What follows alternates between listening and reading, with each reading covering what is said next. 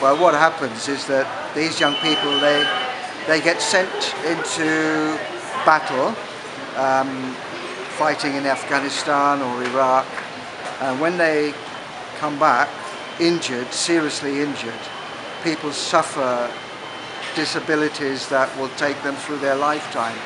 People without legs, people who are blinded, people with multiple disabilities, and also people suffer from post-traumatic stress disorder, which means that they can have flashbacks to events that happened in the battlefield many years ago, and many of the ex-combatants have found that the support systems that they need, they've really had to fight for, or that the British government and the Ministry of Defence have been very reluctant to support them. There are charities now, Help for Heroes, that raise money to support ex-combatants or people who have been injured in conflicts.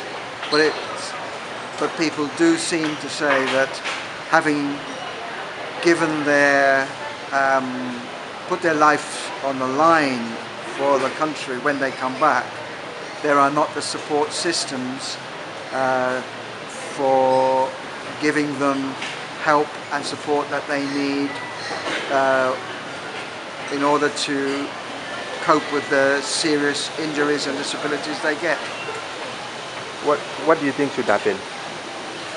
Well, it's up. People in the armed forces have developed their own charities, and other charities have developed to support them. You'll see people collecting in the streets, or people have those rubber armbands. There's a major charity called Help for Heroes. But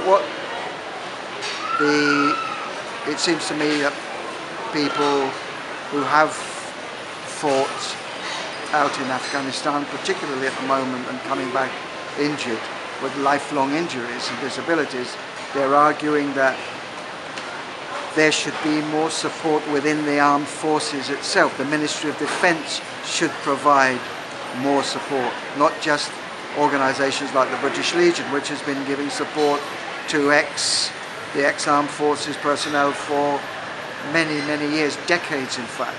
So that's what people who have been in the armed forces or are in the armed forces themselves are asking for. Why isn't the ministry doing it? Well, that's an interesting question, I suppose. People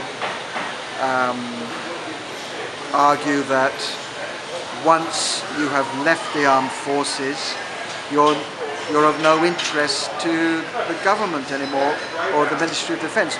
Once you've served your time in the armed forces, that's it.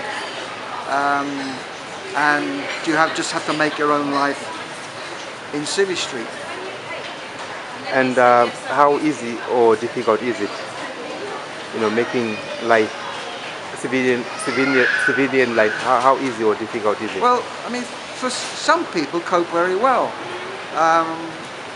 But some people find it very difficult because they're used to an institutionalized environment and very disciplined. Sometimes people find it difficult to cope. Well, this is what they've said, that outside that disciplined, institutionalized structure of the armed forces, it's much more difficult to engage with the wider society. Some people manage it very successfully. But I mean, there's a big issue seller in Leicester who I have spoken to occasionally and bought the big issue from him. And one of the things he says that the army is not the place. He was in the army, and he said it was very contributed towards the breakup of his marriage. He said it's not conducive to positive family life. That was his view. So people can find there's a significant number of ex-armed forces personnel who end up in prison. More than really their numbers would suggest. So that's an issue for people trying to make their way or survive in the world, the civilian world, if you like, the world outside the armed forces.